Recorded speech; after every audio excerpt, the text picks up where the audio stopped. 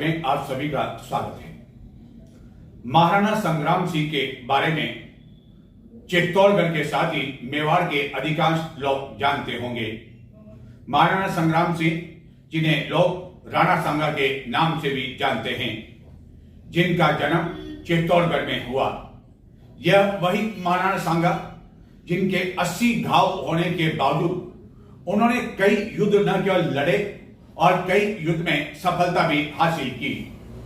और अधिकांश लोगों को यह तो जानकारी होगी कि उनकी एक आंख भी नहीं थी। एक आंख नहीं होने के बावजूद उन्होंने कई लड़ाइयां लड़ी, लड़ाइयां जीती। और ये जो एक आंख नहीं थी, उसका कारण थे उनके भाई, और उनके भाई ने ही उन पर हमला किया, जिसके कारण उनकी एक आंख चली गई थी। क्योंकि ज्योतिषियों ने बता दिया था कि भविष्य में जो राजा बनेगा वह राणा सांगा ही बनेगा, जिसको लेकर उनके भाइयों में ईर्ष्या होने लगी। उन्होंने उस पर हमला कर दिया, जिसके कारण एक आंख चली गई। इस इतिहास के बारे में तो चित्तौड़गढ़ के एवं मेवाड़ के अधिकांश लोगों को जानकारी होगी, राजस्थान के भी अधिकांश लोगों को जानकारी होगी, और जो इतिहास के छात्र हैं उन्हें भी इसकी जानकारी होगी। लेकिन बहुत से कम लोगों को यह आश्चर्यजनक जानकारी नहीं होगी कि राणा सांगा की जो एक आंख फूट गई थी, चली गई थी, वह आंख बाद में ठीक भी हुई। लेकिन यह आंख जो ठीक हुई वह एक चमत्कारी पानी के कुंड से हुई, और वह पानी का कुंड है चित्तौड़गढ़ जिले के गंगरार उपखंड क्षेत्र में स्थित एक छोटे से गांव देवदा में स्थित है। और इसी देवदा में बने देव नारायण मंदिर में जब राणा सांगा आए थे और यहां पानी के कुंड में जब उन्होंने अपनी आंखें साफ की, आंखें धोई, तो यहां एक चमत्कार हो गया और उनकी एक आंख जो कि फूट गई थी, उस आंखों में रोशनी आ गई। यह बात बहुत से कम लोगों को ही पता है, लेकिन यहां जाने पर हमें भी इस आश्चर्यजनक जानकारी के बारे में पता चला। और यहाँ के जो पुजारी है उन्होंने यह आश्चर्यजनक जानकारी दी एवं उन्होंने बताया कि आज भी कई लोग इस पवित्र कुंड का पानी लेने के लिए आते हैं। हालांकि अब जो फूटी किसी की आंख है वह उसकी रोशनी तो नहीं आती है, लेकिन जो चर्म रोग से जो पीड़ित लोग हैं वह इसका पानी ले जाते हैं। कई लोग यहाँ आते हैं, नहाते हैं, और जो नहीं आ पाते हैं उनके परिवार के सदस्य इस चमत्कारी कुंड से पानी ले जाते हैं, ताकि परिवार के सदस्यों को चर्म रोग से ठीक किया जा सके। बताते हैं आपको कि चित्तौड़गढ़ के गंगरार उपखंड क्षेत्र में स्थित एक छोटे से गांव में क्या है इसका चमत्कार जो कि पहले हुआ, और क्या कहते हैं इस मंदिर के पुजारी। राणा सांगा को महाराणा संग्राम के नाम से भी जाना जाता है, जिनका जन्म मेवाड़ के चित्तौड़गढ़ में हुआ था, जो मेवाड़ के एक महान राजपूत शासक रहे, जिन्होंने 1509 से लेकर 1527 तक शासन किया, जिन्होंने कई युद्ध लड़े एवं अपने राज्य को मजबूत किया। चाहे दिल्ली सल्तनत का मामला हो या मालवा और गुजरात के खिलाफ लड़ा गया युद्ध हो, वीरता के साथ उन्होंने युद्ध किया। जिनके शरीर पर 80 से अधिक घावों के बावजूद उन्हें महान योद्धा के रूप में माना जाता था। यह तो अधिकांश को पता है कि उनकी एक आंख नहीं थी, लेकिन इसके बावजूद उन्होंने केवल एक युद्ध हारा। पृथ्वीराज और जयमल के भाई राणा सांगा के बीच बचपन में ही राजा बनने को लड़ाई होती थी कि आखिरकार राजा कौन बनेगा। राणा सांगा पर बचपन में उनके दोनों भाइयों ने इसलिए हमला किया कि एक ज्योतिषी ने बताया कि बड़ा होकर राणा सांगा ही राजा बनेगा, जिसके कारण वह भागकर अजमेर आ गए। 1509 में 27 वर्ष की आयु में ही राणा सांगा को राजा बना दिया गया। राणा सांगा की एक आंख खराब होने को लेकर अधिकांश को पता है, जानकारी है, इतिहासकारों को भी पता है कि उनके ही भाई पृथ्वीराज द्वारा हमला किए जाने से राणा सांगा की एक आंख चली गई थी। लेकिन अधिकांश को यह जानकर हैरानी होगी कि राजस्थान के चित्तौड़गढ़ के गंगरार उपखंड क्षेत्र में स्थित एक छोटे से गांव देवदा स्थित प्रसिद्ध देवनारायण एवं भैरवनाथ मंदिर परिसर में बने पानी के एक कुंड में जब राणा सांगा पहुंचे तो उस पानी से अपना मुंह धोने से उनकी एक आंख की रोशनी वापस आ गई। यह कुंड इतने वर्षों बाद भी आज इसी मंदिर परिसर में स्थित है, जिसके पानी के उपयोग से चर्म रोगी भी ठीक हो जाते हैं। दूर दूर से लोग यह पानी लेकर जाते हैं। मंदिर के पुजारी के अनुसार पूर्व में इसी कुंड के पानी से दिया भी जलता था। आधा पानी और आधे तेल से कई वर्षों से इस मंदिर में दिया जला करता था। समय समय पर इस मंदिर में वर्ष में कई कार्यक्रम आयोजित किए जाते हैं, जहां की न केवल चित्तौड़गढ़ जिले बल्कि अन्य कई जिलों से भी भक्तजन आते हैं और पानी के इसी कुंड में वह नहाते भी हैं। हालांकि बारिश के इन दिनों में इस पानी का कुंड का कुछ पानी गंदा हो चुका है, लेकिन इसके बावजूद खास तौर पर जो चर्म रोगी से पीड़ित लोग हैं वह इस कुंड में स्नान करते हैं या उनके परिवार के सदस्य पानी के इसी कुंड से पानी अपने साथ ले जाते हैं और जो चर्म रोगी होता है उसे नहलाते हैं। इस मंदिर और कुंड की ऐसी एक नहीं कई तरह की विशेषताएं हैं, जिनके बारे में इस मंदिर के पुजारी जो कि गत 40 वर्षों से यह पूजा कर रहे हैं उन्होंने विस्तार से। मंदिर के पुजारी भैरूलाल गुजर दावा करते हैं कि कई बड़े बड़े इतिहासकार भी यहाँ पहुँचे थे एवं उस कुंड को देखा, जिसके पानी के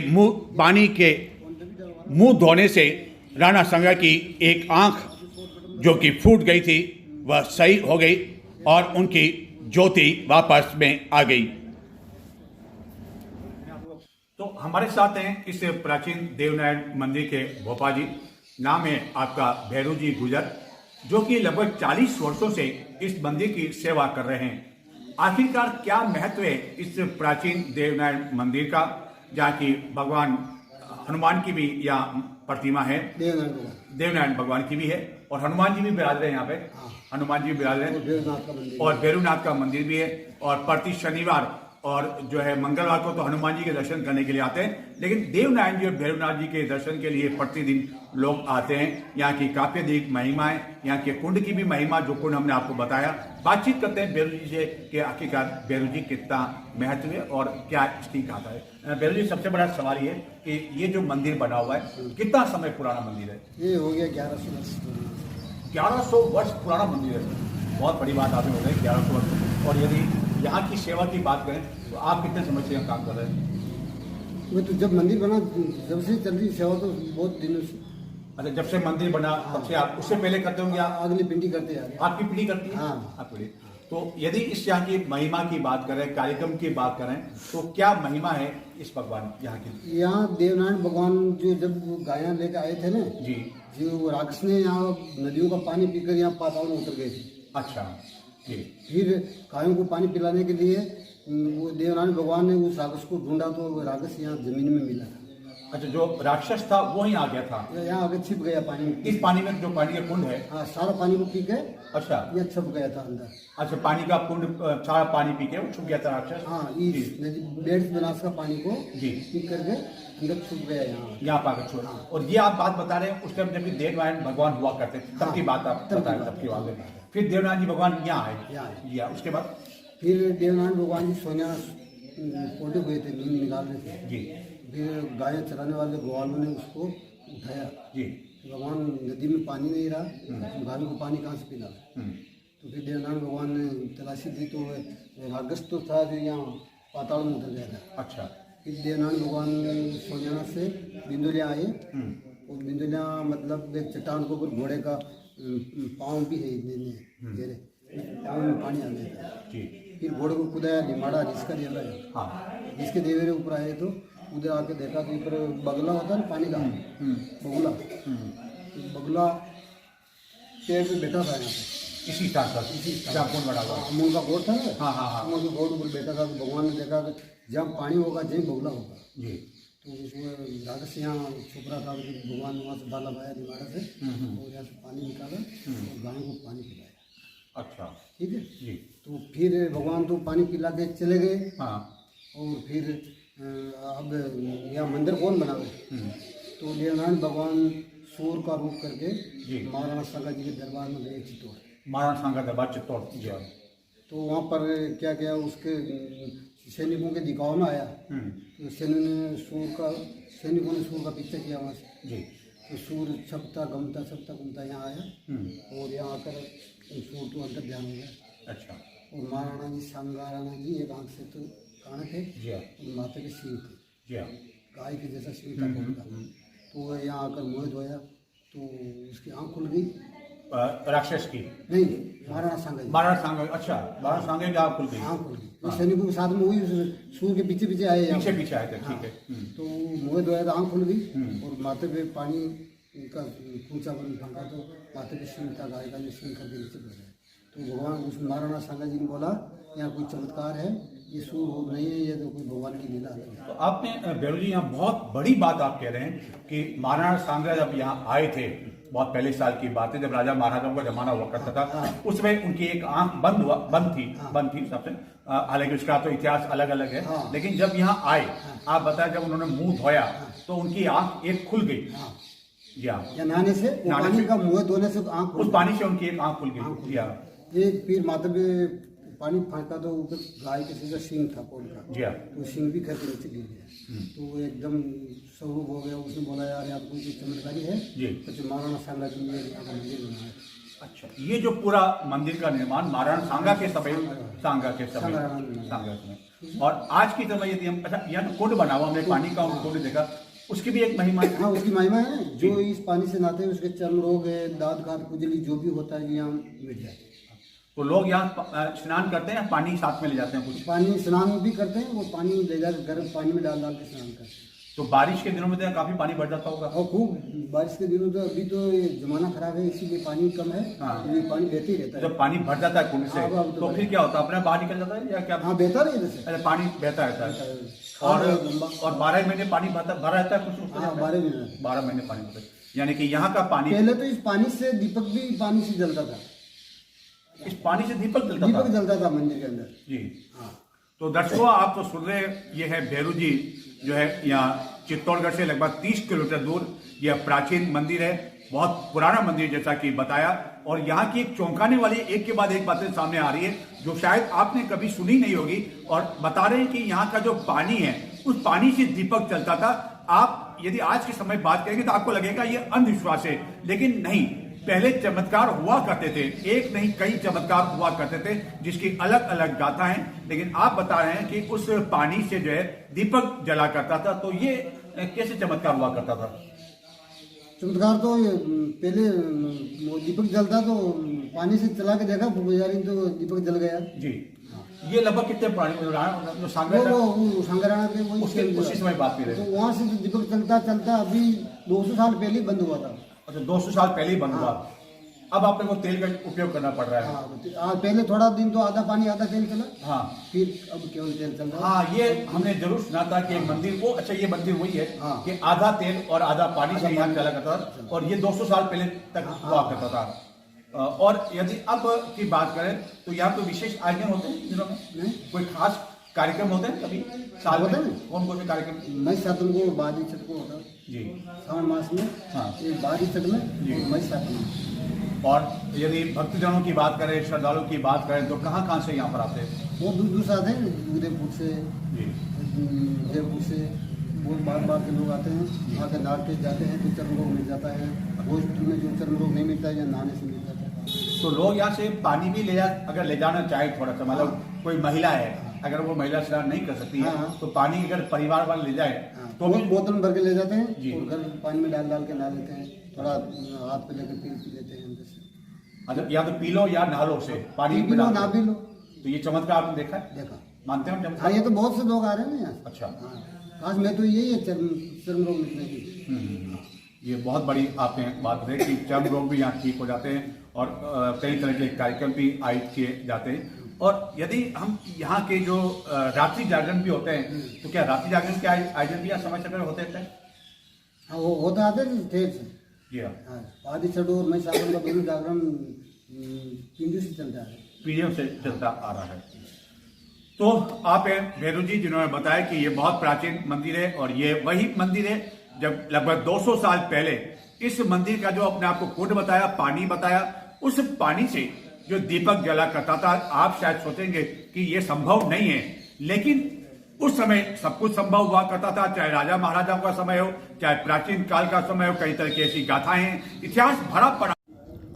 राजस्थान के चित्तौड़गढ़ जिले के गंगरार क्षेत्र में उंडवा पंचायत में देवदा स्थित इस मंदिर के बारे में कई अन्य पुरानी एवं गहरी धार्मिक मान्यता भी है, जिसके बारे में हमने जब इस गांव के कई ग्रामीणों से बातचीत की तो उन्होंने भी ये स्वीकार किया कि यहाँ स्थित जो ये देवनारायण का मंदिर है, इसके कुंड में स्नान कर गांव में भिक्षाटन करने पर चर्म रोग दूर भी हुए हैं। बहुप्रचलित मान्यता के अनुसार किसी समय भगवान एवं पुजारी के बीच वार्ता होती थी। पुजारी ने द्वारका जाने की अनुमति मांगी, मना करने के बावजूद पुजारी द्वारका चला गया। द्वारका में पुजारी के नहाने के दौरान घंटी, घड़ियाल आदि द्वारका में डूब गए। पुजारी वापस जब इसी देवरा में आया तो यहाँ मंदिर के आगे छोटे से छोटे कुंड में घंटी, घड़ियाल तैरते मिल गए।